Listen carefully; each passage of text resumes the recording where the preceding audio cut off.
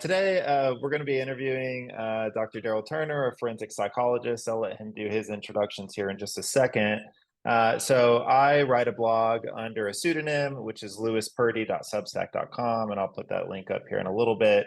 The reason I write under a pseudonym is I work for a large metropolitan police department. I investigate child abuse. I write on the subject of interview and interrogation. And just to create a little bit of a divide between that and this, that's why I do that. Just also because I do work for the department, I have to say that anybody who does know who I am and comes across this is that my views I express are my own, and they don't necessarily reflect those of the department. Could you introduce yourself, Dr. Turner? Yeah, my name is Darrel Turner. I'm a clinical psychologist, and I started off in the federal prison system and ended up in private practice. And I think that's the highlights, you know. I do a lot of testimony. I do a lot of consulting work with law enforcement, federal and local, a lot of trainings, and my primary area of specialty is sexual offending, risk of sexual offenders, grooming behaviors, and things of that nature, psychopathy, in that area, all that good stuff. Wow. Okay. Now, is that something that somebody would have predicted for 12-year-old Darrel Turner? No, man, I wanted to be a rock star, dude. I wanted to. I literally I had one foot out in LA. I was paying off. I had paid off my Blockbuster late fees. That dates me, but that tells you how prepared I was.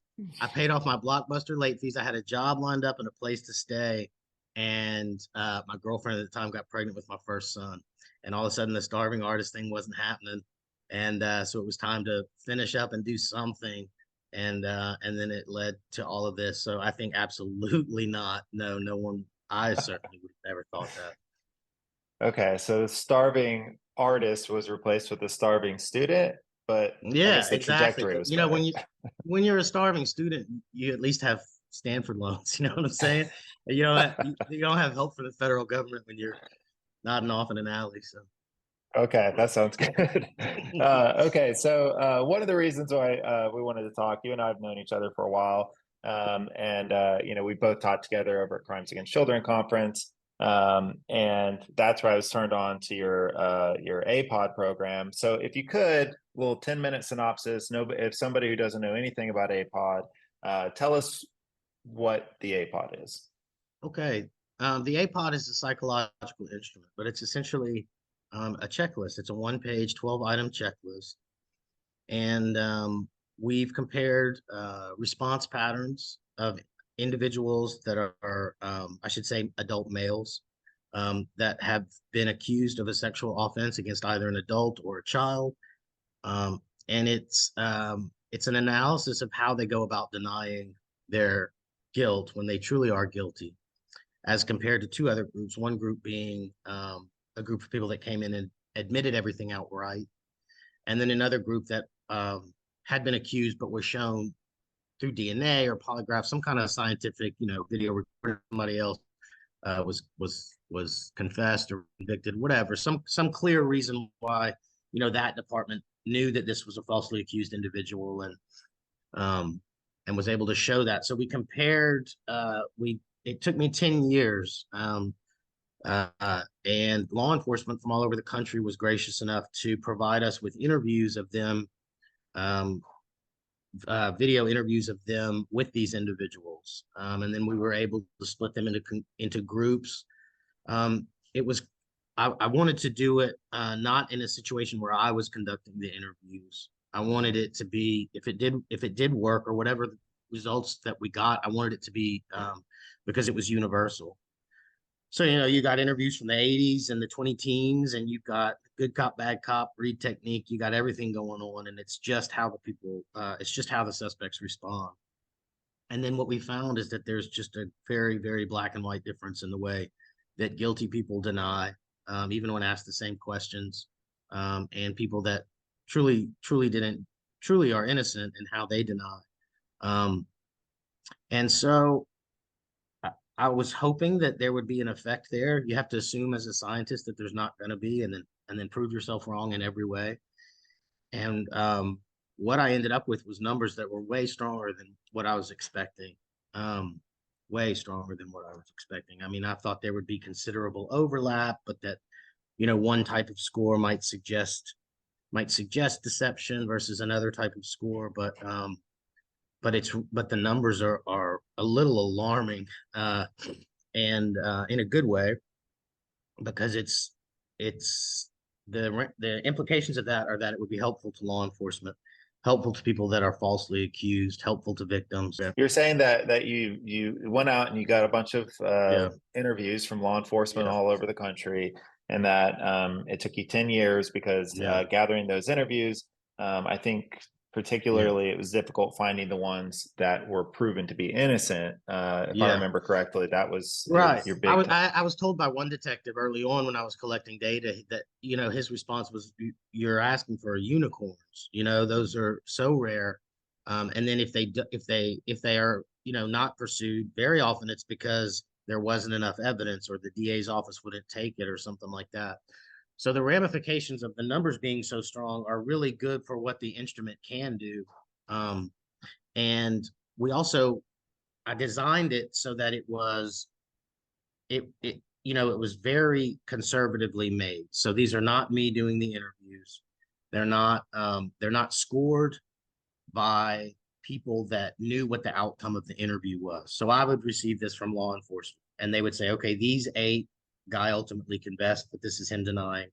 And then these 2, were exonerated by DNA, and here's their interview where they're denying. So then I had a team of graduate students that I had trained, and I would give the interviews to them and they wouldn't know the outcome. So they were scoring, we call that blind score. So that increases the validity and reliability of the instrument and everything like that without getting too nerdy. But so we just ended up with these really strong results. And so not only does it look like maybe it'll do some good, but then the feedback from people that have been through the training or there's some exciting things going on right now with the APOD that people are picking up and how they're using it and looking at it. Um, so it's ended up being much bigger than I had ever planned. And then also there seems to be, and I'd like to hear your thoughts on this. There seems to be like a thirst in law enforcement for new kind of interview um, techniques or strategies, not like a style, and I've been asked about that. Well, can you talk to us about incorporating the APOD in the interview and how to come back when they give you when they engage in these deceptive items and things like that. So it's turning into that as well. It's turning into we've completely trademarked everything. So it's the APOD Institute. We've hired some researchers. So we have all kind of things going on, and it's been exciting for a while, but it's just interesting on a day-to-day basis to see what the hell the next email is going to be, because it's pretty wild, which is exciting. It's terrifying for me because I just want to stay home and watch, like, Danny McBride or whatever, but the interest that it's generating and stuff is touching on areas that I don't feel 100% competent in, like, certain policy decisions and evidentiary decisions and things like that. So yeah, so it's a mixed bag. It's exciting that it works, and I hope that it helps. But it's daunting because it's requiring me, and I feel like I'm a little spread thin, and I feel like I'm answering questions about things that, there's a lot smarter and more qualified people that need to be making this decision, just because of the implications of what the instrument is. I mean, let's be honest, it's not a home insurance. I mean, if you can read and count checks, you know, obviously within reason, then you can score it and you can use it, and it does indicate when someone's being deceptive or not. So that's sort of a new thing, and there's not like a blueprint for what the hell you do with that. Yeah, it's interesting how quickly you can be asked to exceed what your expertise is. I've found Yeah. that also in instructing, is that um like people want more and more and more, and I find my partner did a really good job of when we were preparing for the last Crimes Against Children to, you know, I was moving outside of the lane that I was really an expert in. And he said, "Hey, man, I think we focus on what we're good at and Yeah. let the other people fill those in." But it's interesting how that's happening for you too, where people are asking you to go more and more. Well, Um, I've heard so you. I'm just going to interrupt real quick. I've heard your classes, and I think that they're inspired. You know, and this is what you do, and that's your area of expertise. So I'm fine all day long saying, look, I came up with this study, and here are the results because I'm a scientist. But from there, like, oh, come teach us how to interview sex. I'm a psychologist fundamentally. I've never been to an interview school, an interrogation school. I do psychological evaluations. So it's a bit odd, yeah, to be asked that, and you want to stay in your wheelhouse, but you also, what I've done is just explain, look, I don't have any kind of scientific backing on these interview ideas I'll be giving you, or if someone, comes at you with one of these items, what's a good way to respond and elicit data, as long as it's clear that I'm not positing myself as this interrogation. I can talk to you about how to do things like, well, you sound sad when you say that, because I'm a psychologist, right? And I do think there's a place for that, but yeah, that's just been a yeah, it is interesting. And I think the fact that you want to stay in your wheelhouse is a good thing, because yeah. especially in our field, there's too many people that I'm afraid misrepresent themselves, and what's at stake is being victimized, and so I think it's good. I think it's good to stay in your lane, obviously. Yeah. So I want to, before we move past the APOD instrument, is that you've described it as an instrument. Um, as much as you can share, Mhm. what does the instrument, what is the instrument? Okay. So the instrument is a pattern of responses that I noticed. I mean, I've spent years um, treating, doing research on, doing evaluations on sex offenders. I wrote my dissertation on it, and have been, fortunate to be published many times. And it was just a pattern I noticed. But, it just seems, man, like it was sort of the idiot's guide to being a sex offender and denying being a sex offender. It was just the same thing over and over. It sounded like I was talking to the same person. Hmm. And so then it became a matter of me just making notes and keeping them on little sticky pads in my pocket at first. And, they all seem to do this. They all seem to, a lot of them will talk about how they don't remember, or, things like that. And then there's specifics beyond that, of course. Not everyone that says I don't remember is being deceptive. Let me make that very clear.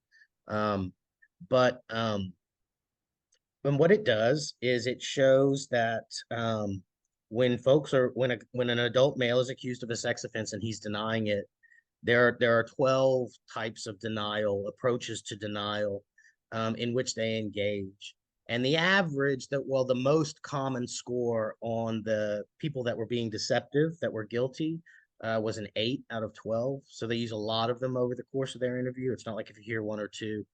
Um, Deceptive scores are indicated by scores of 5 to 12, and scores of 0 to 3 are indicative of non-deception. 4 is a bit of an overlap gray area.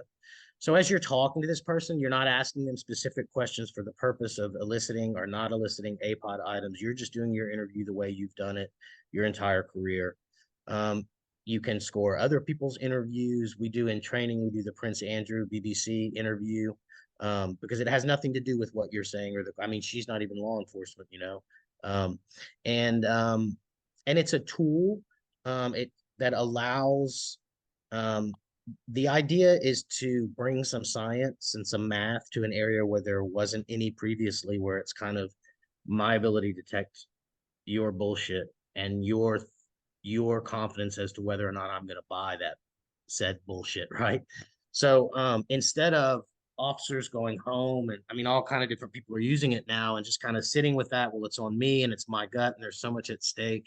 Then a lot of the feedback I've got is it just kind of, I've heard people say it helps them sleep at night, because they can check their guts to the scientific results, and it doesn't require, you know, what is it called? I'm sorry, voice stress analysis software, hardware. Doesn't require a big polygraph room.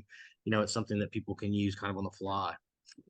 Yeah. Okay. So you're saying that you have a list of 12, I forget exactly what you call them, but themes or common sort of types of denials. And then that you're not asking specific questions to elicit those particularly. Um, Correct. the so And in and then you fact, said, and yeah. to just to speak to that, in fact, in the training, what I really hammer on is don't do that. Don't ask questions. Um, don't ask someone, are you going to be honest with me today? When they say yes, I'm going to be honest, they get a score on the APOD. Like, don't you can't if they're responding to what you're eliciting, then that's hands off in terms of scoring. You've set that up and things like that. So not only is it not questions that you ask to elicit APOD items, you specifically don't ask questions to elicit APOD items. These are things that denial techniques, if you want to think of it like that, that people just naturally engage in when they're being deceptive and trying to avoid responsibility for, in this case, sexual offenses. Okay. You That mentioned Prince Andrew. importantly, that importantly, people that truly didn't do it and are being falsely accused also very much do not engage in those behaviors, and that's what's key there, because you can have a checklist a mile long and you can go, yeah, everyone that's lying when they're in being accused of something does this, and that's great, but unless you can compare it to people that aren't lying, um, then you don't really have a whole lot to go on, because maybe everyone answers that way, but we were able to show, yeah, the guilty guys do this and they do it a lot, on average 8 out of 12 in an interview. And these guys barely ever do any of them, to the point that the most common score was a 0 among that group. And that was over 70 was in that part of the sample. And then we had several hundred in the other parts. Yeah. One of the interesting ones for me that comes up a bunch. So just to mention also is that I've been to your training. I do absolutely use APOD when I'm inside the interview room. In our child abuse unit, that again is one of the bigger. I work for one of the big metropolitan police departments. We have 17 detectives. We train all the new detectives on pointing these things out. So I mean, we are actively using your APOD, and one thing that I find is often interesting is when it comes to like denigrating the victim. And I was going to ask you, so one of them is denigrating the victim, right? So you're talking Mm-hmm. trash about the victim, saying negative things about that person. Mm-hmm. Um, and I was curious about your take. I was thinking about this in preparing for this interview. Is that would you score it if it is a reasonable critique of a person that has engaged in negative activity, right? So like Absolutely. for example, um, the a 12-year-old is accusing her, 40-year-old stepdad or whatever of having engaged in sex acts with her. She does have a pattern of, she has a maybe 12 is a little too young, say 15 or 16. She has a previous pregnancy, or she has a series of drug use or false allegations, things like that. If the person pointed that out, would you count that as denigrating, or it would depend? Absolutely, hands down. And I think this is what the APOD was designed to do, is to kind of lessen the cognitive load, right? So if you're aware that making those kind of statements, and you've been to the training, the falsely accused guys also engage in victim denigration, but it's in a different way, right? So the guys that are being deceptive and that are engaging in it, it's not up to you to decide, is this person doing this because they're trying to convince me, or is this person doing this because of just the truth, like you're saying, like they're just responding to what you're saying. The beauty of it is, you can do this with a transcript of an interview, as long as it's verbatim and picks up all the ums and ahs and everything. But yeah, it's not on you. They gave that to you and you scored it. The range for folks that are um, falsely accused. I mean, some of them do score some of these items. They do use these items, but they don't use them in the same pattern that guilty people do. So we talk about faith and things like that. If people always ask me in trainings, well, what if it is as a preacher, and he comes in and he talks about being a preacher the whole time, and he is a preacher, and do we score that or do we not score that? Well, yes, the answer is you score it, because what we know is that if they truly didn't do it, then what you ultimately get from their pattern of responding, even if they do get a score for that one, is going to still look like a someone that's falsely accused. Does that make sense?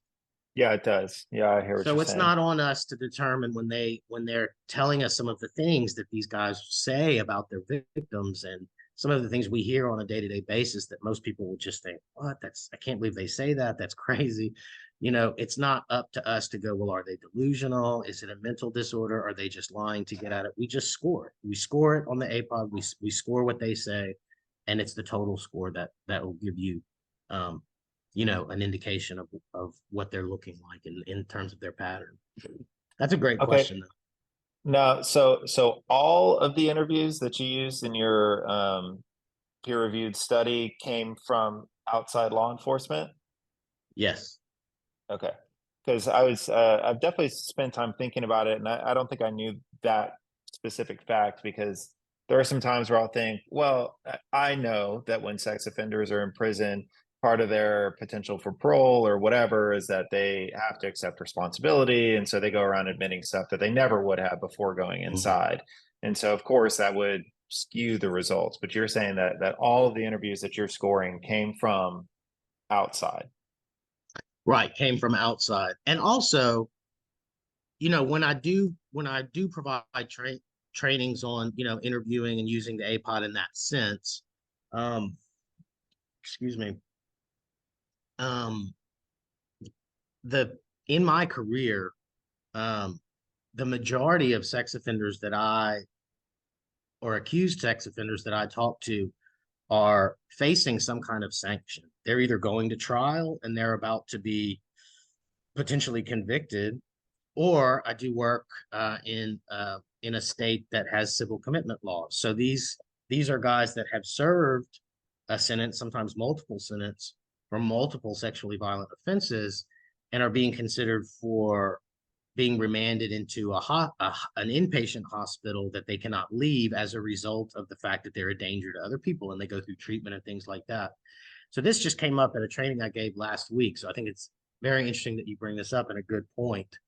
The interviews that made the instrument, and then the interviews that I've gone on to just score on my own and use as examples and templates for training, they are facing some dire consequence. I'm not doing these interviews on people that, if they do an interview and talk about what a horrible person they are, then they get out of treatment 2 weeks early, which is a very different world. It's a very different type of interview. And I don't do those interviews. Once in a blue moon, I'll have someone that, a case ends up one way or the other, and they were just open with me, and I'll ask them to let me film an interview for purposes of training about things like pedophilic disorder and sadistic disorder. But the ones where I'm evaluating an offender, they have every reason in the world to avoid to want to avoid negative consequences. So these people aren't admitting anything for the most part. So, the unicorns in the room are the interviews where the person was interviewed as a suspect, but they ended up being proven innocent, which is Right. understandably difficult. And if I remember, one of them was there had been like a training officer that like took a Mhm. DNA swab of his FTO and mixed it in. Am I getting that right? Can you talk about that case a Absolutely. little bit? Yeah, I don't remember where it was out of, but it was a case where there was a police officer that was doing a training on collecting, crime scene analysis and whatnot, and blood samples and everything like that. And so he used his blood in the training, and one of these guys just mixed up the blood that he was using in the training with the blood that he was using in a case at the time. So this serial rapist came back to be the police. It's not, I mean, it's hopefully he laughs about it now, but it's awful. But an example of what kind of case we used for that group is yeah. So he came back as DNA match. in, however many serial rapes, and have absolutely didn't do it. But those are the kind of cases that we use. These weren't cases that went to trial and the person was found not guilty, or these are cases where it's like, all right, that's a done deal. This person Right. didn't do it. Yeah, Yeah. And just in case anybody is watching this and doesn't work in this field, you and I work in this field and there's some dark humor that goes in. yeah, Obviously we wouldn't do what we do if it weren't because it matters to us to seek justice and look yeah, out for the people who can't look out for themselves. So right, I certainly understand you. I mean the things we joke about in the office, yeah, we have to warn people that come off of mhm, some other unit or whatever, and or say hey, just so you know, yeah, yeah, we're all on the same team, but there's some kind of dark yeah. topics that come up here. But yeah, And you that's and I. healthy too. Yeah, Yeah. that's certainly healthy, and you certainly need that. You just have to know your audience. Like you can't make awful jokes in front of your pre-K wife's friends, teach pre-K teacher wife's friends, and things like that. Like I want to Yeah. do at times. Yeah, we can get into that some with I know we both want to cover some of the self-care Yeah, stuff later, but I mean yeah, there's some times too where you just deal with such tough cases and you try to keep it to yourself, but I mean sometimes people are like, "Hey, what have you been up to?" And you're like, "Well, let me tell you a story." yeah, really. Like I should not have told that story. I don't know why I did. Yeah. So one thing I was thinking about too, I don't know if this is like some sort of trade secret or whatever, but how many interviews with innocent people did you end up including? About 70. About 70. Oh, wow. Yeah. Okay. And that's why it took 10 years, right? Because Right. we didn't, we got all the guilty interviews in the world. And Right. but and then what would happen too is I would talk with the department and they would be providing, and it's all, contracted, and I had to go through IRB. So it's all this big headache of red tape, but as there should be, it's protecting people's stuff. And then they would send me something and it would have like 3 falsely accused interviews on it. And I'd be so excited, but then come to find out, they wouldn't have met the criteria that we had. So it took a long, long, long, long time. Yeah. When you say wouldn't meet the criteria, what do you mean? Well, maybe they didn't understand, or whoever I talked to, and then they put the tapes together. It might have been a case that wasn't. It didn't have the stringent criteria as being proven that this person didn't do it. Anytime there was still some question or anything like that, that wasn't something that we wanted to use. You know. Yeah. Because, for Okay. example, some people would Sure. just say, "No, he just seemed good in his interview, so we let him go." Well, that's the last thing I want, because I don't want an interview. I don't want an instrument that just says, if you even if you're guilty, if you talk this way, they'll think you're innocent, right? So that's obviously not what you want. Yeah. One thing I find interesting about the APOD is that I've found as I interview more and more people and I train on interviewing and I think about it all the time, that I think for me where I've kind of settled is that people lie differently. And this is one of the things where I think everybody wants one big universal this thing you can rely on. Like this style of questioning is always going to be right. And Yeah. some people lie. There's an experiment that I'll do with those around me, and I'll say, "Look, I want you to tell me all about yesterday from beginning to end without leaving anything out, but I want you to lie about the entire thing." And it's really fascinating to watch, like how differently people lie. um, Mhm. some people will keep their eyes wide open and stare at you. Some won't look at you at all. Some will use their hands a lot. Some won't move at all. It's really interesting, like how differently Mhm. people lie. And so, um, for me, the way that I use APOD is it's one thing among many. Like I go into a room and I prepare. I think about evidence. I use strategic use of evidence. I use a lot in there, and then sometimes I see APOD things and I'll keep track of them and it will help bolster my confidence. Okay, I'm on the right track. This is the right person. Um, but sometimes I don't. And I guess what I'm trying to get to is I wonder if there are people do that have committed the crime, but for whatever reason, engaging in these APOD themes is not the way that they lie because people seem to lie differently. Mm. Could you respond to that? Yeah, there are always, and in trainings, one of the things I say all the time is, this has nothing to do with, like, we'll watch a clip, for example, and I'll say, this has nothing to do with APOD, but he's lying right here because of blah, blah, blah, blah, blah. And so I think what the APOD Institute, now I'm trying to get used to calling it that, what we're looking at is deception across the board. And there will always be there will always be someone, that comes in the gray area. There will always be someone that passes when they should have failed, and vice versa. That's going to happen. But interestingly enough, in our sample of, between 300 and 400 people, the results were so compelling, as to the point that there was only one score, that was an overlap. And as you can attest to, and we won't get into all of the detail here, but when we talk about something like victim denigration, there are very specific things that means and doesn't mean, right? And we go over that and we show examples of, this is just someone talking, this is, and things like that. So we've kind of got, and the interesting thing about it is, not to get too nerdy, but the inter-rater reliability, and I can explain what that is such that you've been through the training, I've been through the training. If we watch an interview that someone else did, just a third-party objective interview, and score it independently of each other, we're going to be within plus or minus one or two of each other. Mm-hmm.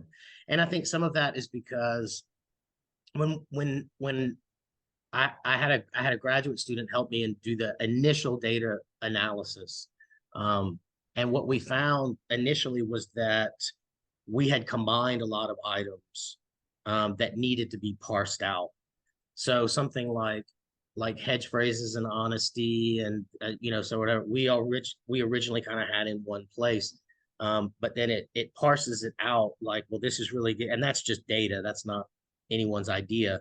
That's the statistical analysis shows you that this is getting at something, this is getting at something, but there's still overlap, and I think that's why the reliability is good. Whereas you might score something as legal technicalities, I might score it as honesty, but we're still scoring the same thing, and so the reliability remains as good as it is. All of that to say, um, I think it does account for a lot of how people lie to avoid.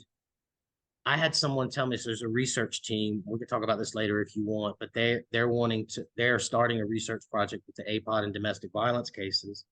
Mm-hmm. And I went, of course, I was like, well, it's not a sexual abuse case. That wasn't what it was. And she said that they think that the APOD is, her words were the pattern of deception when people want to avoid responsibility for something.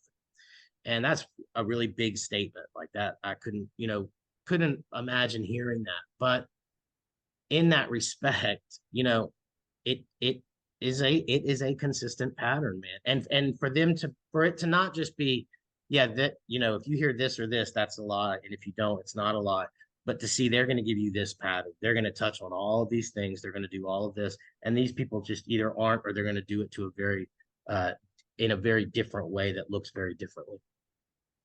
So if you watched an interview, person that matches your criteria, right? It's an adult male accused of a sexual crime against a child, um, and he scored zero. Used Mm. none of them. Good Mm. interview, last 2 hours, full interview, zero. Are you prepared to say that guy didn't do it? No, of course not. Absolutely not. So I was questioned in cross-examination, and they were talking about, um, you're here to bolster, and this wasn't an APOD case. I was talking about grooming, right? So they're saying, well, you're just here to bolster the case of the prosecution. And I said, no, I'm here to talk about grooming. And she said, but the only way it's grooming is if there was sexual abuse that took place. So you're just you couldn't testify about that, if unless you assumed that he did it. And my response was, I'm testifying about evidence. There's clear evidence of grooming. I'm not on the stand saying he didn't do it, he did it. I'm saying this is one tool that we use, just like people talk about fingerprints, or um, even, I mean, everything from eyewitness, everything is just evidence, right? No one's allowed to get on the stand and go, he's guilty because blah, right? They're allowed to get on the stand and present evidence. And so that's all it is. And if someone is an anomaly and scores a 0 and they're guilty, that is going to happen. There's no two people can pass a poly, they can fail a poly when they shouldn't have. Like these things can happen. There's no certainties. But I think, man, overall, if that happens and 1,000 times that doesn't happen and it can help, then that, that's a tough one, Sure. man. I've done more, I think, prayer and introspection over the last couple of years than I have in a while, because um it's just a little daunting, I suppose. Yeah, it's important to get it right. And I was thinking as you were responding to, which was not being a good listener because I should clear my head and just listen to what you're saying. But Yeah, but I that rambled, so you probably got my point and then just shut me got out the for 2 point. minutes, Yeah, which that's is why we fair have to enough. be careful when That's we what my ask wife does. questions. You always have to be careful when you're asking a question. You need to make it Yeah, short and pointed yeah, so that yeah, they don't get to wander. Um, yeah. but yeah, so I was thinking, I did in take a my case Vyvanse of today for you, and I never take it, but I took Vyvanse today for you. So hopefully I could limit that.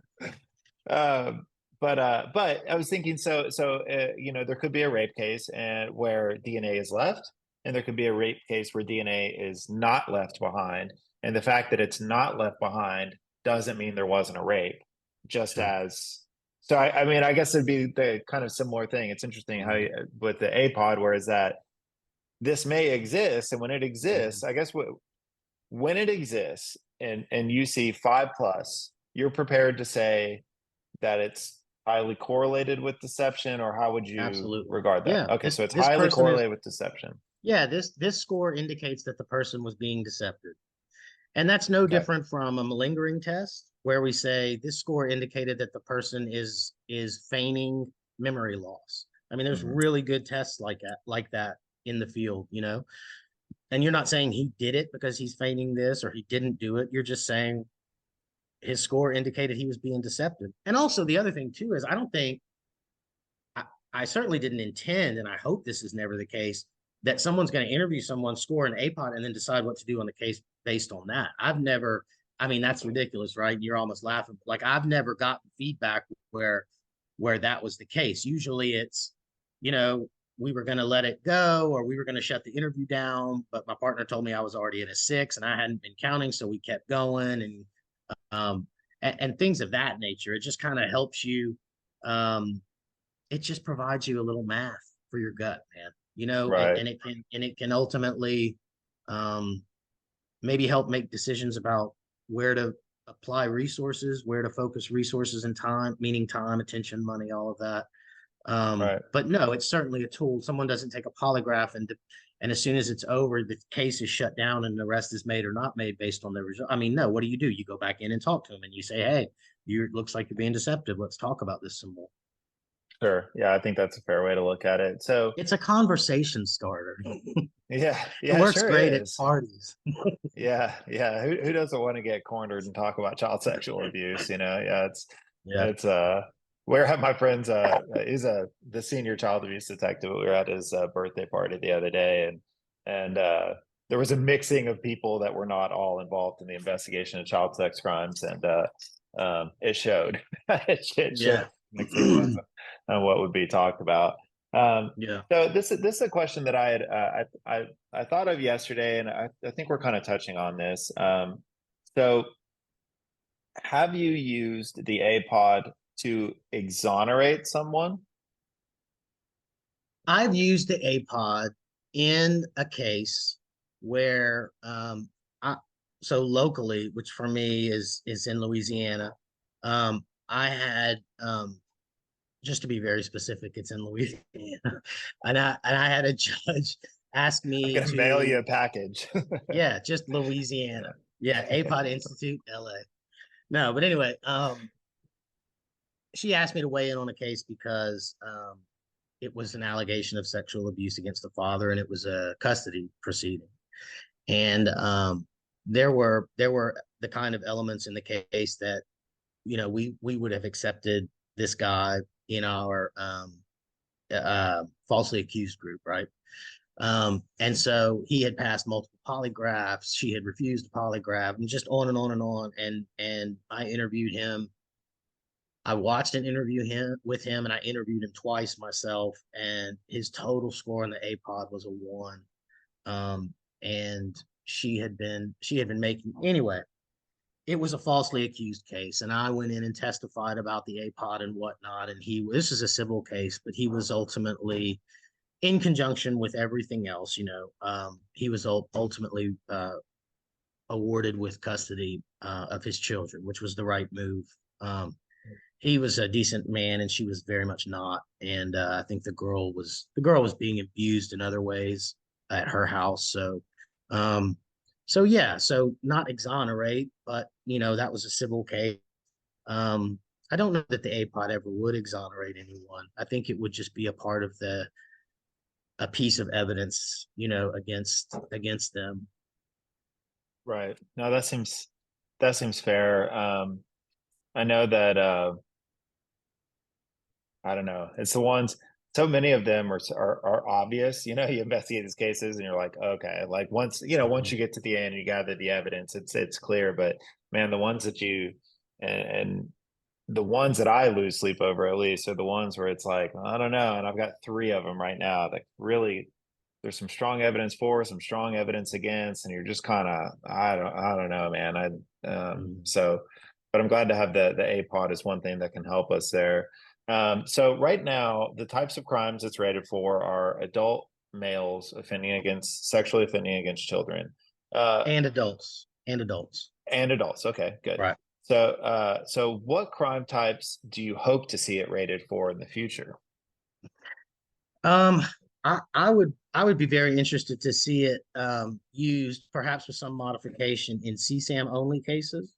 We Hmm. know a lot of time that, and I'm saying this because I'm talking with a law enforcement agency right now that is going to provide the videos necessary to do that study. And I kind of, it's bittersweet because I kind of thought I was, after 10 years of research on my own, I was ready to just kind of call it a day. But this is an opportunity I can't really pass on. We know from research of people like Dr. Burke and things like that, that a lot of times CSAM offenders, in fact, the majority of times CSAM offenders already have contact victims that they haven't been caught for. Um, but Hmm. but when there is an interview specifically about a tip on or a warrant, on a CSAM case, then that interview is different. The way that they denigrate victims is different. Where they point fingers and things like that is different. And so, because it wasn't normed on that, to have an opportunity to get as many videos as they're offering, which is substantial, and kind of look at it and go, well, if we take this item out or if we tweak this item, what does that look like? So where we are now with that is I'm about to get 10 for sort of just a proof of concept. And then from there, we'll go pilot study, and then depending on how things go, but that'll be years down the road. But so I would like to see that. To get back to your question, I would like to see how it does in CSAM cases, if it works at all. And then, as I said, there's a research team out of the UK and Connecticut that are looking at it in the context of domestic violence cases. Just anecdotally, I've spoken to people in anything from narcotics to white collar crimes to arson to you name it, where they say, no, this is the pattern. If you just tweak this here a little bit, this is definitely what we hear. So there's no telling, man. I mean, I thought it was going to be something that mental health people could use to monitor denial, and that law enforcement could use to kind of let them know when someone's being deceptive. There are some federal agencies that we're providing training for in some different disciplines that I didn't think about when I published it, and they're finding a really neat uses for it. I just have to be careful that I'm very consistent about, well, this is what it's authorized to do. Kind of like your article said, I have to be careful as a scientist. Uh, you know, this is what it's designed for, and here's what it does. But that's what you want to happen when you put an instrument out in an article. Is first of all, you hope somebody cares about it, and then secondly, you hope that they can pick it up and use the resources they have to see how it works with different populations. there's a couple of revalidation studies that are going on right now, which means just same thing. But these are from agencies that are able to pull what took me 10 years in like a week. They just make a request, right? And so they're coming out with those studies soon, and I'm excited about that. So we'll see, man. We'll see. I think definitely CSAM. I'd like to see how it can work in those kind of cases, but where it ends up. I mean, who knows at this point? I would have never in a million years thought that I would be talking to some of the agencies that I'm talking with. Sure. Um, and so with the peer review process, so I'm a liberal arts major, which means that I took my last science class in like ninth grade. So for me, I don't really understand the scientific world, especially when it comes to journal articles and things like that. So I know that this was your big gold standard. I mean, I was going to your training as you were preparing to get Right, it peer reviewed, things like that. So now it's peer right. reviewed. If there's other people like me who are a little bit degenerate when it comes to following up on scientific study, Mhm, explain what that means to mhm. have your instrument peer reviewed. Well, it's the most strict, um, I guess, sort of screening process that there is in my field. Um, it is very scary. It is very daunting. But basically, if something is in the research, then it is something that we can testify to. And so to get in the research, you have to make sure that you handled your sample well, you reported your results well, you ran your results accurately and with the right kind of data analysis, all this nerdy stuff that just means that the results you got are warranted and you got them the right way, basically. And then once that's peer reviewed and once it's accepted and you go back and forth and make edits, kind of like publishing a book, and then it's published and it's peer reviewed. uh that's a sort of it goes along. They're not mutually exclusive. If it's peer reviewed, if it's published, then it's peer reviewed, I guess is what I'm trying to say. So what it means for people using the instrument is, being a psychologist and having gone through Daubert hearings, I know what the Daubert hearing standards are. I've been there and I've testified about it. And one thing that I one point I really want to get out about the APOD is that if you want to use it, and in whatever capacity that is, that you can have 100% confidence that I did my work and that my job as a researcher was done effectively. You're not going to be on the stand and get some weird curveball, at least not one that makes sense. It will pass Daubert in his sleep. It is a very sound instrument. And that's, I appreciate you asking me about this, because that's one thing that I want to get out, is maybe not so much all the boring explanation about the writing process and everything, but that, hey, look, it's published. It's been a shade under a year since it was published. It's solid. It's being revalidated. It's going exactly where it should be going, and you can use it with confidence. I'll put you on the hot seat. I like the story, and I've said it in subsequent trainings, um, about you and your partner kind of doing knock and talks or serving warrants or whatever, and maybe you were sort of doing the primary face to face with the guy. And I remember you telling me your partner's in the back, like giving you what his APOD score is to let you know what Right, it's looking like right. and keep going and things like that. Um, I use that example a lot, as just because I think people think, what do I need more brain work? I need more responsibility while I'm doing an interview. I got to score some test now. Give me a break. But I think hopefully you'll attest to this, and if not, I'll cancel the interview. But that once you know it and once you're familiar with it, they very much hit you in the face. It's Right. not the kind of thing that you're sitting there scoring and you're thinking, well, did he? But I think by the time the training is over, and then especially if you go back and you use it at all, it's just they slap you in the face. You know them when you hear them. Yeah, yeah, and I think that was one of the things that sort of drove your training home when I was up in Dallas with you, is that I remember one student really got stuck on, well, I'm sure that it has this one of the 12 things, and The person next to me disagrees. So what do you think? And I remember you saying something along the lines of, let's say you don't score. What's your score without it? And they're like, well, it's 6. And you're like, well, there you Mhm. have it, right? It's like Yeah. within ±1. Yeah. And I think, yeah, with the APOD stuff, um, is we're not talking about micro expressions or anything like that. You're No, not no. talking about the lines around the eyes crinkling and then a flaring of the nostril. I mean, it's somebody, saying, I swear to God, Yeah. Yeah. those Yeah. kinds of Yeah. things where it's just, yeah. And which is good because I'm not the king of subtlety. I thrive on the obvious. And so, Yeah. um, My favorite thing I've yeah, learned from you is when you're interviewing and people like to throw out what or huh, and it's very clearly just to buy themselves time, and you've just made it the most beautiful, perfect response possible, and you just repeat it back to them. So well, they I say can't huh, take and you go credit for huh that. right So away.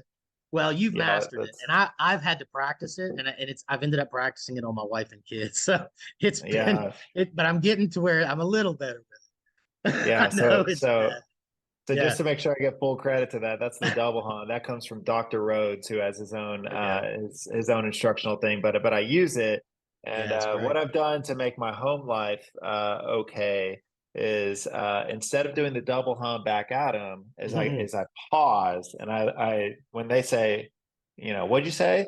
I just look at them, and then if they repeat the question, they heard me. And if they didn't, then I'll repeat Yeah. the question. So anyway, that's a way that you can kind of skirt around and make sure your home life I'm doesn't. also going to tell you how I interpret that.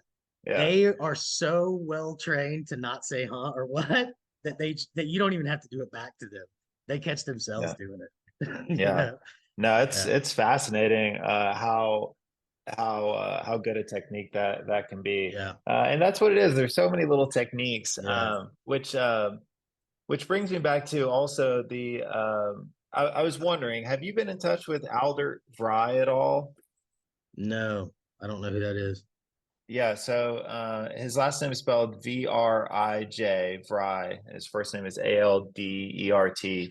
Anyway, he wrote a book on detecting lies, and it's really interesting because he's coming from very much a scientific standpoint where, he's going through all the various types of deception detection, and he's saying, this one looks like it works pretty well, this one not so much, and Mhm.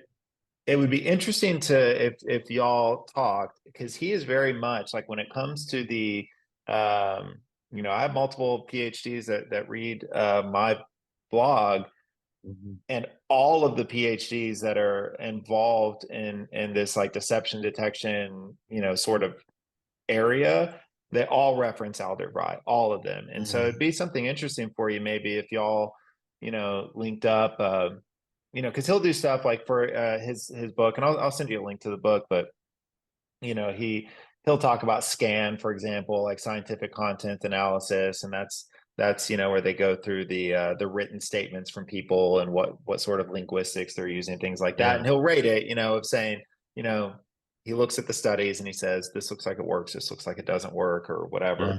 Yeah. But I would say in the field he's really influential, and so it might be something Yeah. worth trying to That's link y'all cool. together at some point. Yeah, I would like that. I'd like to read his book for sure. I'm Mhm. always, I don't hang I don't really communicate much with people in my field. I don't like it for the most part.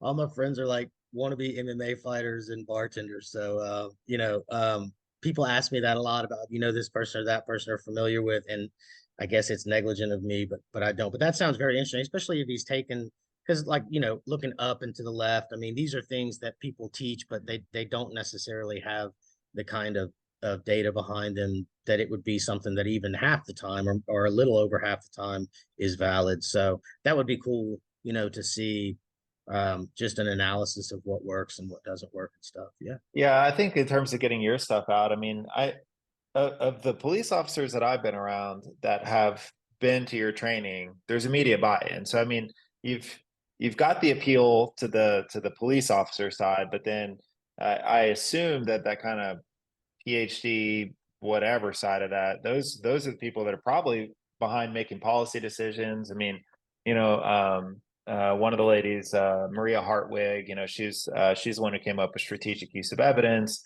and um, I know that she has been in like communication with Fry and stuff, but anyway, she was part of the HIG, the High Value Detainee Group, and so I mean, I think at that kind of national level, where Hmm. like funding resources are happening, whether it's through, the three-letter agencies or whatever. Yeah. I would imagine that that guy would be kind of influential there. So anyway, it'd just be kind of Mhm. interesting to get your work out because I think you get quick buy-in from police officers. For sure. Um, Another thing about you talking about the quick buy-in from police officers, there's this there.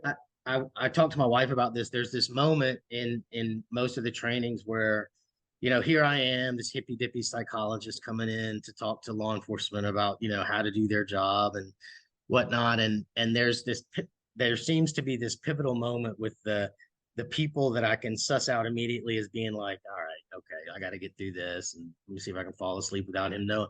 Where there's like, oh shit, there's an interest. Sometimes it's the charts, that the comparative charts, and sometimes it's starting to see the clips and realize, oh, I hear these things every day. He didn't invent anything. Just put them all in one place where we can score it, right? But the other thing too that it does is if someone if someone engages in hedge phrasing very heavily, whatever you used to call that and whatever I used to call that, now we're sort of speaking the same language, right? So you right. can pass off an interview to me and go, dude, he hedges like a mother when he starts, so watch for that, right? And so then we're all saying the same language, just kind of it's more so than having come up with anything other than a pattern. It's just kind of making it a uniform thing that where we can all kind of be on the same page when we're discussing cases and whatnot. Right, yeah, and that makes sense for sure. I mean, so for example, if you say, "Hey, have you been faithful to me?" and your partner's like, "Basically," it doesn't Yeah, take right, some super adept right, interrogator to say, "Well, right. let's dig into that a little bit." Yeah. But now you've got a phrase to label it, Mhm. Mhm. and yeah, I mean, the labeling system is what makes your job easier and faster, Yeah. as you go through. So because there are some things that I would not have expected to Mhm. be in your list of things, which leads me to so there's 12 items that are on the list. I'm curious, were there some items that almost made the list and just didn't quite cut it? Um, no, if anything, there ended up being more items than I thought. Like I said, I had originally put, you know, combined some of these items that then the data analysis was indicating that they're really getting at different things. So if anything, some of them expanded out and we ended up with 12, and I figured we would have either 8 or 10. Um, so there's been things since that I hear and I think, man, I wonder if we should have incorporated that, specifically into an item or into its own item or something. But what I have to be careful of is the reason that the APOD matters at all is because of the strength, its ability to do what it does so well, right? So to differentiate between these groups, so to indicate if someone's being deceptive or not, it does that really well, you know, um, and it does that until I start adding things and changing things and going, well, I've done a few more trainings and this has come up. So let's add this on to item four. Then all of a sudden, all of that strength and the confidence that I hope guys like you have in using it starts to wane or could potentially start to wane. So down the road, if it's a 2.0 or if it's the CSAM version, then that can all be based on other stuff. But I guess that's a long answer to say, I think it ended up right where it needed to end up for Sure. for the first, not draft because it's an instrument, but for the first edition, I guess. Yeah, no, that makes sense. You'd have to if you found And the it's tempting 13th item. because guys like Sure. you come and they bring up some point, and I'm like, God, I do hear that all the time, like, and then I start to think, well, I wonder if that could fit here, but I, just got to be true Uh, to the numbers, and so it was peer reviewed as is. So then it would be very dishonest of me to go back and change some things all on the back of, yes, this was peer review. Well, they didn't peer review the last 40% of things that I changed Sure. about it, right? Yeah. Right. Yeah. You'd have to go back and um, have it done again, or you'd have to Yeah. distinguish APOD 1.0 Yeah. versus 2.0 or But whatever. that's my So job as a researcher and as a scientist, and that's on me. And I think I'm doing a good job of that. I've got some good colleagues that help me keep centered and stuff. Um, so yeah, we're good with where we are, and it'll be fun to see where it goes. nice. Um, now, you said before that you haven't been to any formal interview school. Is that right? But Yeah. when I do the interviewing and whatnot, it is a lot like a clinical interview. And so I like to start by going, hey, kind of like your class, had some coffee, how you doing? Shake hands, be nice to them, be welcoming. And then I like to go into it. Why are we here? I like to let them make their statements and tell me what they're going to say. And then I like to cool things off and go back and go through childhood and parents and not in a weird like you want to bang your mother and all of that Freudian kind of stuff, but just like any history of abuse. Tell me about your parents, your dad. And go through all that. Talk about school. Talk about work history, relationship history, sexual history, medical, psychiatric history, substance abuse history, legal history. I'll go through all of that, and then at the end of all that you've mined so much data, and I don't think you can help but feel a little bit more open with someone after having shared all those things, especially if they're not judging you and they're responding in a way that indicates that they're following what you're saying. For example, I had a guy the other day that was talking to me about his dad, and before his dad died when he was a kid, they didn't have a chance to reconcile, and he cried, not like fake cry like we very often see, but the guy was upset and he was crying, so we took a minute. And then later on in the interview, so we did that and we go through his background, right? And then now we're talking about the offense in more detail based on what they told me at the outset, right? Comparatively. So he's just denying, very callous, very all of that. And I was able to go, because I had done the background interview, I was able to say, I got a lot of emotion out of you when you were talking about your father, and now we're talking about these things that are very serious, and I'm not getting that level of emotion out of you, and I'm wondering why. And so then that led to ultimately um, him just admitting to some horrible things, and then I asked him, just because I was curious, why did you decide to talk to me about that? You said you didn't want to talk about it. And he just said, you had to give me a little time, is what he said. And I think that time was just, these guys come in and they think if I say this, the SWAT team's going to come through. I'm going to have laser lights pointed all over me. I'm going to go to prison. Bad things are going to happen. And so when they start talking and they see, okay, we're still here. I'm not in cuffs, right? Like we're still talking. Um, I, I think that loosens them up. And I agree with you. I think that, um, it may not be ideal for a lot of investigators that just want to get in there and get out, but I don't see the harm in it. I don't see like you and I have talked about, in consulting, like I do, I have seen so many more detailed confessions from people that said they just felt comfortable. They didn't feel Right. judged. They did it way more than I've seen. You, blah, blah, blah, blah. It just, for a variety of reasons, I think their personality makeup, and some other things, um, they don't respond as well to that. And I think that saying things like, wow, it seems really upset when you say that, then make a note. This is an area of, tender emotion for them, and be able to come back to that later when there's a void in emotion. And all of it's honest, none of it's deceptive. Um, Mhm. I agree with you. I think that's where it's going. And if it means an extra 30, 45 minutes in there with them, then, how does that hurt things? Right. Yeah, that's one of the things that comes up a lot in our interviews too. Is we're the main instructors for our department, my partner and I, and that somebody always comes up and they're like, "Yeah, that works with kitty touchers, but that won't ever work with our guys. Our guys are super hard.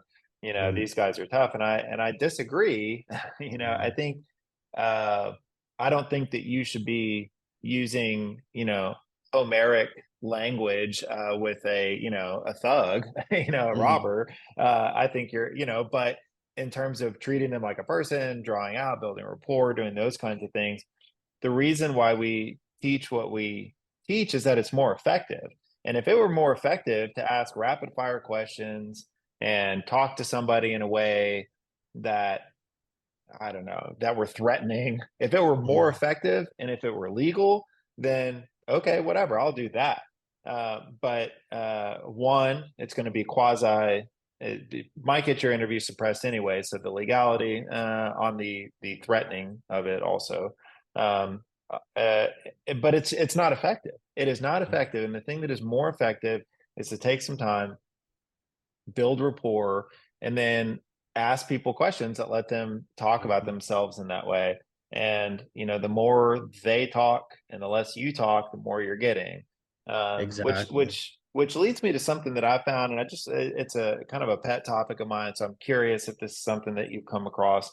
A phrase, as far as I know, I came up with is called I call it residual rapport, which is you spend this time building rapport, and it's not false. Like you actually, no matter how awful the things are this person is accused of and probably did, um, you kind of like them. I mean, I was talking to a guy the other day. It was a 19-year-old who admitted to having sex with an 11-year-old 3 different times. And it was awful what he did, 100%.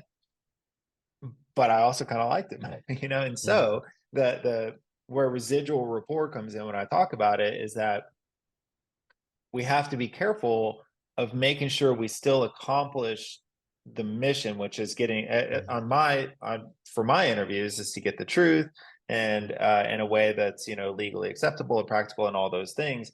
And sometimes when we get close to that person, asking them a difficult question, like you built up all this rapport, and then you have to ask a question, have you ever Mhm. had sexual contact with a prepubescent child? And that's harder to do when you like the person. And so I'm just curious, is that something that sort of that rapport that you build up and then having it be hard to hold the person to account, is that something that you've experienced in any of your interviews? Um, I've experienced taking a liking to someone, um, but also I will say this: it is exceptionally rare for me to do an interview with someone that is 19 and slept with a 16-year-old, or something like that, where you can really relate, not Sure. relate maybe personally, but you can kind of understand, like, these people could have been in Right. high school together, whatever.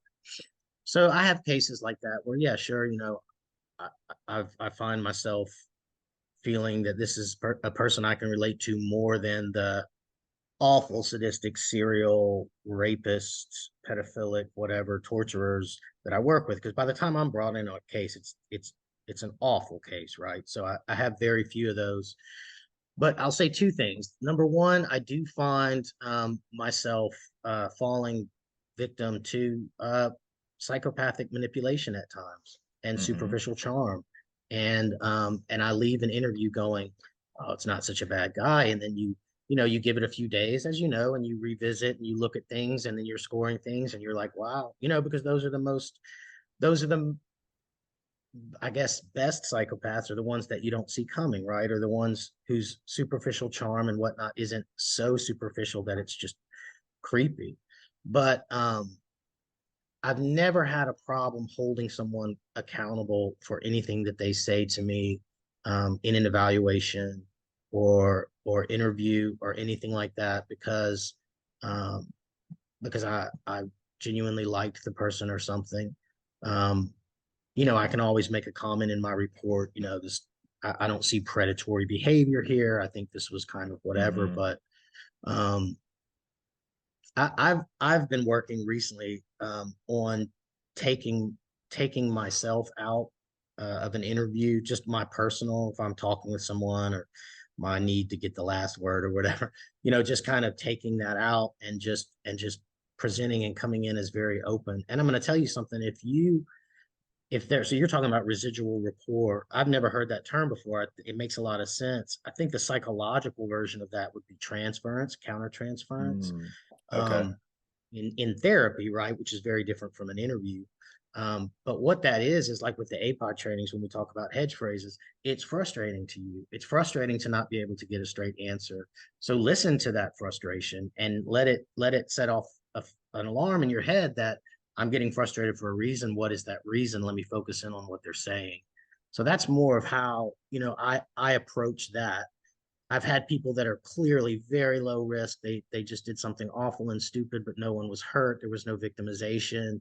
And I make that point in the report, but that's something that um I don't allow myself to stay in Sure. mentally. And I think if you like them, they pick up on that. And I think that is going to make them feel more comfortable talking. And I don't see anything wrong with that. You know what I mean? Oh I think yeah, if it's anything, it can it's be good and it can be helpful. Why, if you're going to talk with these people about something they're accused of doing, and we can choose between, just really getting in there and ruffling feathers and scaring them and this and that and getting a confession, or we can get in there and we can, make them feel comfortable and get in a confession, then they're gonna have a hard enough road in prison and for the rest of their lives. I don't think we necessarily need to pull the old Matthew McConaughey from True Detective and go, "You should probably kill yourself the first chance you get." Remember that scene where he says that yeah, to the yeah. mother that killed him? Yeah, I mean, that's obviously an extreme example, but I think you know what I mean.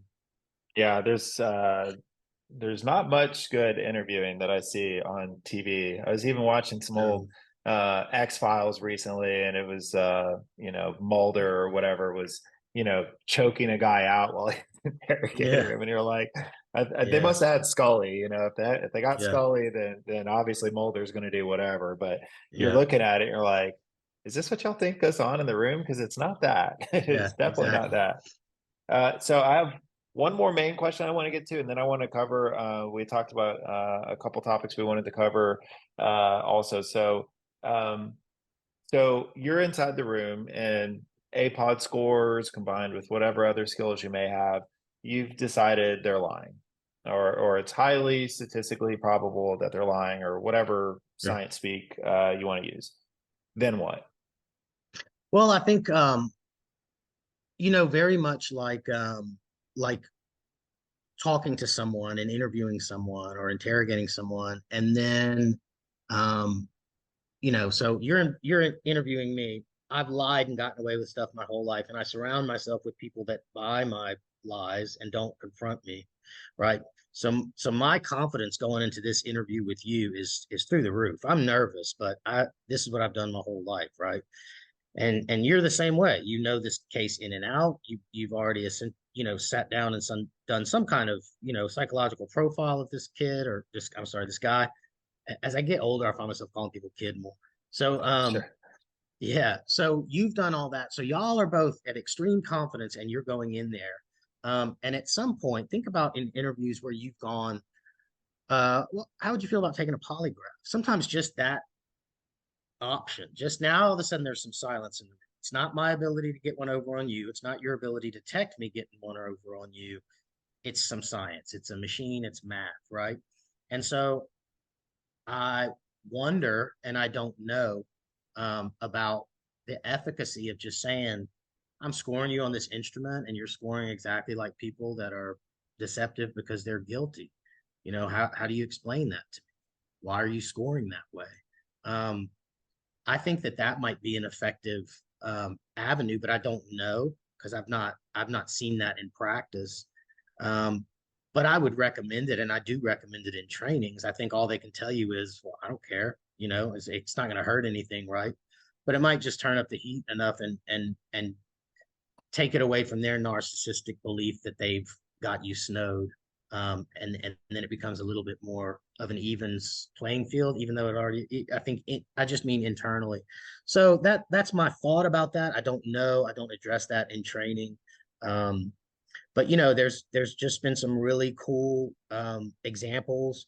People have come to trainings and they've shown an interview. I had recently, and this guy had done the APOD training and he was bringing his partner to the APOD training, and they brought an interview with this guy. They talked to him for 45 minutes. He denied, denied, denied. And they were going to shut the interview down.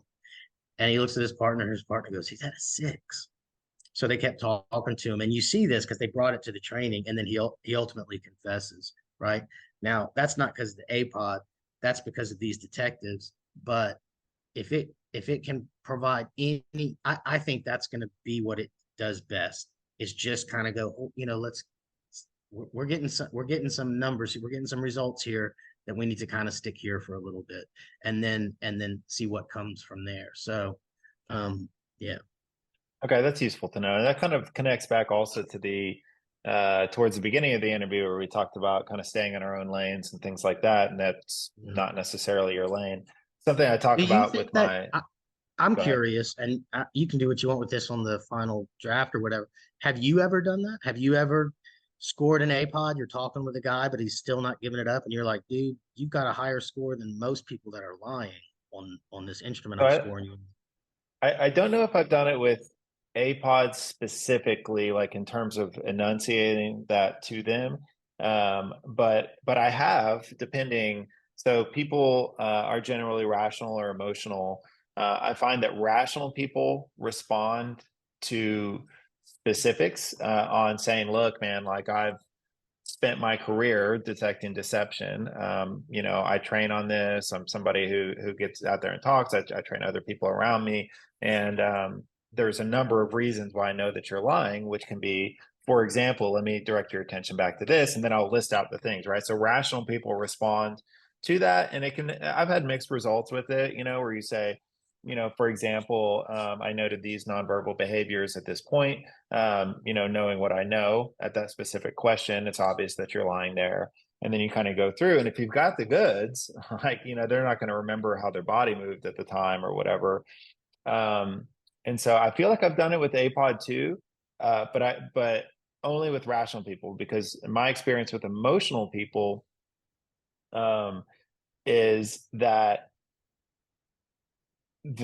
confrontation of, look, I know you're lying. You're lying. It is what it is. And then now I'm not judging you for it. I still like you. You're somebody who comes across well to me. I think that it's important to appeal more to their emotional side. Emotional people shut down when you confront them with facts, evidence, things like that. And they Mm, respond more to, emotional people tend to admit things because they feel guilty. Rational people tend to admit things because they know they're caught, and now they need to see if they can make it look better on themselves later. Does that make yeah, sense? And yeah, for sure. so, that's been my experience, and I have done it. You know, I've had mixed, I've had mixed results. I am a stronger interviewer. I'm an emotional personality type, and I'm a much stronger interviewer with emotional personality types. I think I understand them, and I really do well with them. Now with rational types, if you got the goods, Yeah, um, I had one guy who's investigating that had impregnated his 11-year-old daughter. Uh, I had the scientific goods on that one for sure. If that guy had been a rational type, I'm like, look, we have the sexual assault kit, we have the fetal remains, we have blah blah blah blah blah blah blah. Like, I'm going to get that guy because I got the yeah, goods. Now, rational yeah, types, with a lot of the cases that we work where it's an 8-year delayed sexual abuse outcry or whatever, those are tougher because you often don't have those hard evidence goods to use against them. So, yeah. um, I also think that's interesting how you differentiate it between those two groups.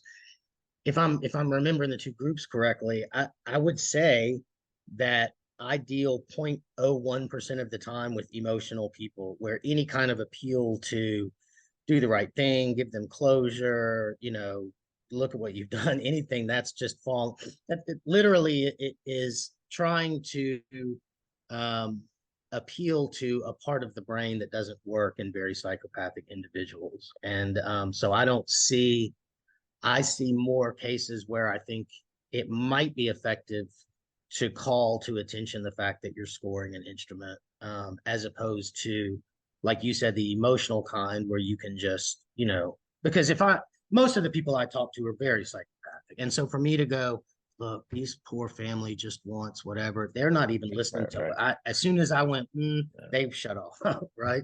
So yeah. Yeah, I have a friend of mine that was I was talking to him. He's a super rational person. I don't want to describe him because it might put a name on him. But I've known him since college. Super rational, and he was coming to visit me, and I told him, I said, you know, if I asked him the questions, this some of it's Dr. Rhodes' stuff, so I can't go into it, but he comes as a supremely rational type, and that fits with what I know about him. And I Mm, said, you know, for example, then if you were accused of raping a woman and I brought you in, I wouldn't say, hey, how do you think this makes her feel? And he stops me and goes, what do I care how she feels? I'm the one that's mhm, here in the chair right now. And so how she feels or doesn't feel doesn't matter. It's whether or not I'm going to jail. And I like, to me, it was completely foreign to me because this is a supremely rational response, which is just mhm. because I'm an emotional personality type. I can't even. I was shocked that he would express Yeah. such a thought to like literally not care. It doesn't register for them. Now, some of the more skilled psychopaths have developed this ability, sort of as Bob Hare calls it, the mask of sanity, their ability to kind of look normal and stuff. But there was a guy that I evaluated, who was the highest score on the psychopathy checklist I've ever seen in my career, or certainly ever scored. And later, he was doing a deposition, and the attorney, his female attorney, goes, were you ever abused as a child sexually? And he said no. And she goes, what about emotional abuse? And he goes, emotional abuse? The fuck does that mean? Like, it's like, what are you talking? How can someone abuse what's not even there? Someone that's only emotions are probably greed and rage and lust, Man, like, so anyway, yeah, yeah. well, I would be and curious if you started doing that, what the response was. I tried it once, and the guy's response was "fuck science." So he didn't even like.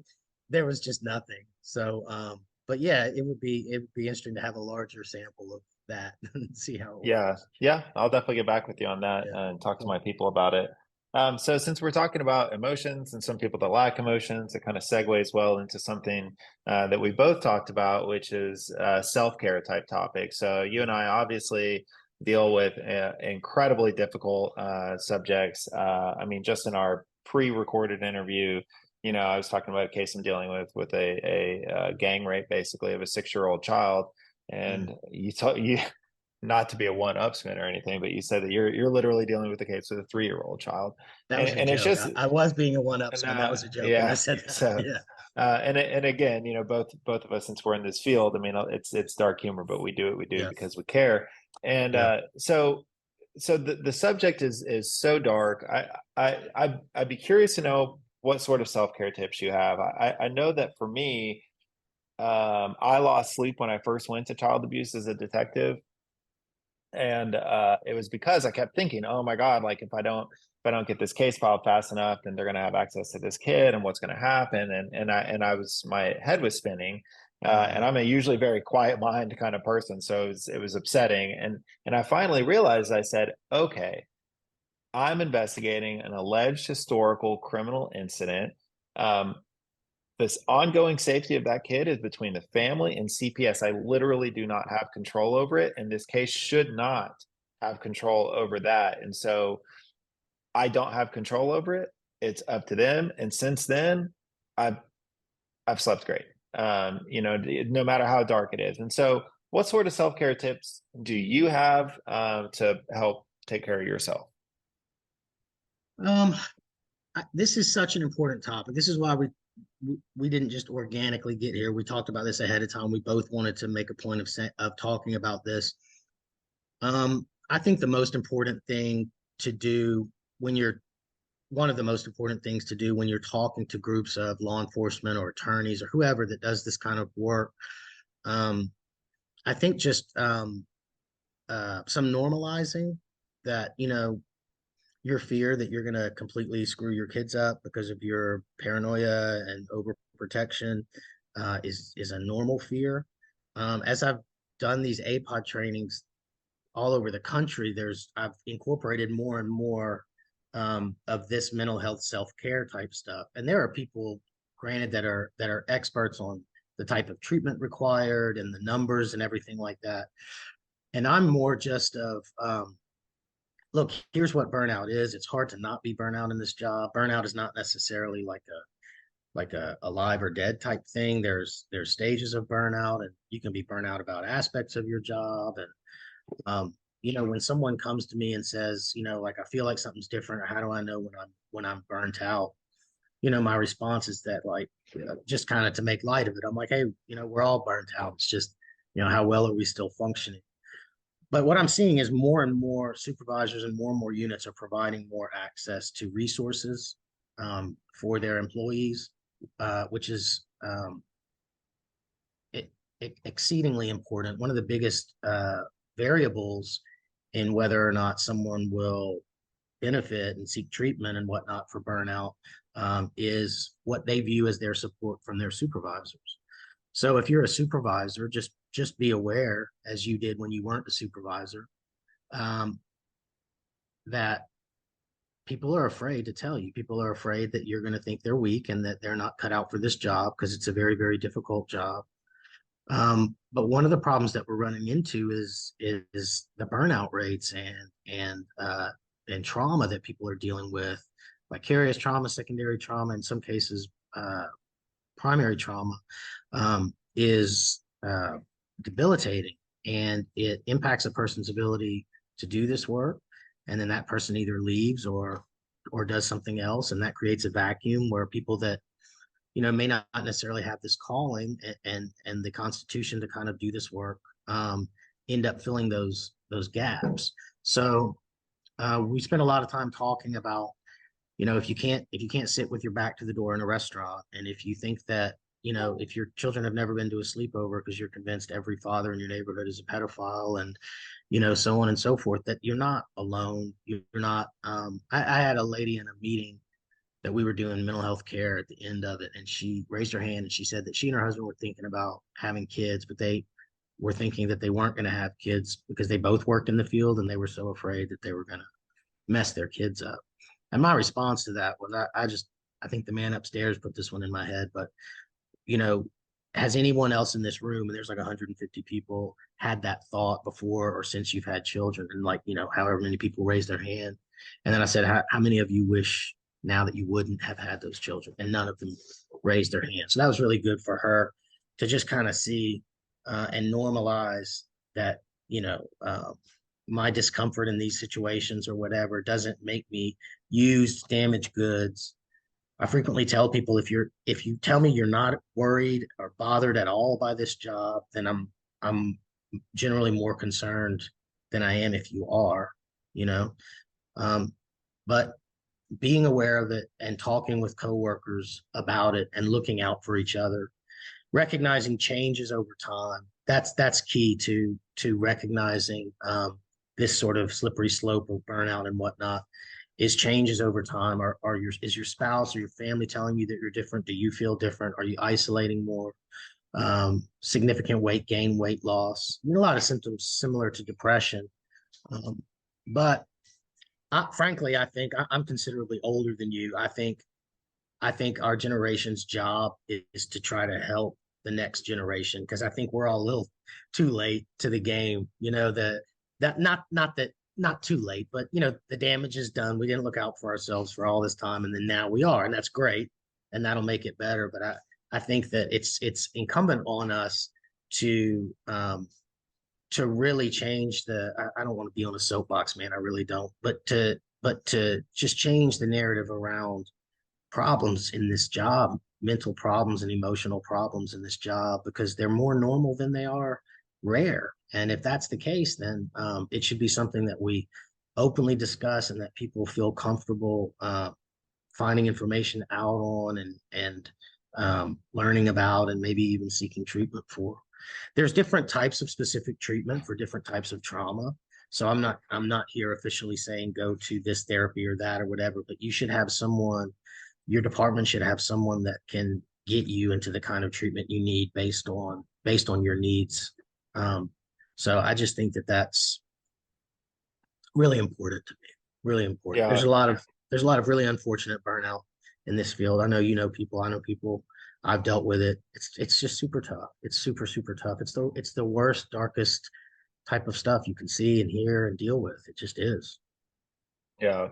Yeah, I know one of the things that was hard too with this the way the system works is that um, you know, I don't think I'm that much younger than you, but I'm young enough that going to therapy is okay. I Yeah. know that my parents' generation, of course, was a big no for everybody.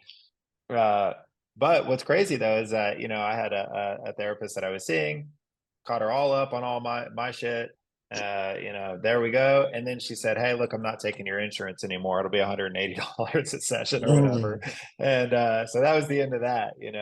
And I think, I mean, for me, what I'd like to see going forward for my department, and it's one of those like 100 things that I intend to take care of at some point, is that there has to be a list of these are the people who are accepting patients mm, right now. Call them up and they take our insurance and they're accepting patients because mm, if you've ever looked for therapists or whatever on Psychology Today, they'll say accepting patients, accepts Blue Cross Blue Shield or whatever your insurance type is, and then you email them and they're not accepting patients, they don't respond back, or all of a sudden they don't take your insurance, and so it's incredibly frustrating. And I think as a department on my side of things, if we're going to make it, we having one psychologist that services a department of however many thousands of people mm, is that's not helpful. mm. I'll see you, hey, I'll see you again in 6 months, doc. See you Yeah. then. Plus, And dude, then a big yeah. part of it is what kind of relationship and rapport do you have with your therapist? If I did that for a whole department, there's going to be people that just don't like the cut of my jib for whatever reason, and Sure. they need to be going to see someone very, very different that has a very, very different approach. So yeah, something that you said, just a list like that of who's available, who's taking patients, and what the insurance is. I mean, that would take, a supervisor could ask a secretary to do that in 5 minutes, or do it themselves, heaven forbid, in 10 minutes. And that I think so many of the departments I talk to, just knowing that they're being looked at, knowing that it's at least a blip on the radar of their supervisors, and knowing that they have that to look forward to or to fall back on if they ever need it, just that can be therapeutic in and of itself. Yeah. Yeah, I know for me too. Like you want anything in life that you want to do, you have to remove all of the things that block you from doing it. So if you're going to run in the morning, you need to have your running gear laid out by the door, with your coffee next to it or whatever. Like make it easy, right? Because if you have to go work and play, so I think it's the same way for any sort of therapeutic follow up. Is that to remove those barriers. And I don't know what it is. You put out a press release and you say, hey, we're looking for people who are accepting patients or whatever it is. But I've found it as a person with resources and a basic level of intelligence, I found it difficult to you know get care. And Yeah. um so it can And be it's frustrating to me because any mental health professional worth their salt should be accessible for a question like that. Hey, we're a large size law enforcement agency in Wyoming, whatever, and we would like to know what's available around us. I just feel like anyone that wouldn't stop and put a list like that together, whether they want to see people or not, or can or not, I just I think that's awful. I think that that's something that I think there just needs to be more light shed on the fact that it's a real big problem, and it's yeah, got this ripple effect of your life and your spouse's life and your kid's life, and then we feel all that. And I heard you say it earlier. You feel the pressure of, you feel that it's on you, and so I mean, my God, with everything else and the type of stuff we have to look at and hear, that sense of unrealistic responsibility, and then that turns to guilt inevitably. It's all just part of this right, big melting mixing soup of just crap that we all right. deal with. I Yeah, and did just to have it, kind of just since it's getting oh heavy, yeah, I did have please. a guy tell me the other day that he invented the term blue balls. And do you believe them? An offender. No, I don't believe it. No, I don't believe. I say sir because my dad was a Marine, so I say sir and ma'am to everybody. We started the interview, and I was like, "Yes, sir. As soon as we do that, blah blah blah." And he goes, "Oh, more of the sirs. I like that. I like that." Oh, And then he said something later, and he goes, "I'll tell you what. I like to call it blue balls." And I go, sure. "Did you make that up?" And he goes, "Yes." And I'm like, "Wow, that's pretty impressive, man. I like that. I'm gonna have to use it." Yeah. I love talking to the offbeat ones. And yeah, I mean, but here's it. Somebody invented blue balls. I mean, I heard you say Somebody something did, yeah. earlier. They don't like the cut of my jib. That's like it's got to be Yeah. some Shakespearean stuff you're dropping there. So I tell you, blue balls did not exist in Shakespeare's time. So You're sometime right. between Shakespeare and now, blue The balls came problem up. was So there were two things he told me, and I can't remember what the first one was. The first one was like catch 22 or something like, or a double-edged sword or something. And he mm, said it with that same kind of, and so I just said, "Did you come up with that one too?" And he says the same thing. Yes. I'm like, "Man, you got some zingers, man." So I, yeah. I, I tell you, I think Catch 22 may be one of the funniest books ever written, and anybody who says otherwise is wrong because a Right. character named Major is Mhm. just chef's kiss, you know. Yeah. Yeah. Um, so, how can people contact you to find out about future trainings or, Okay. what's next for you?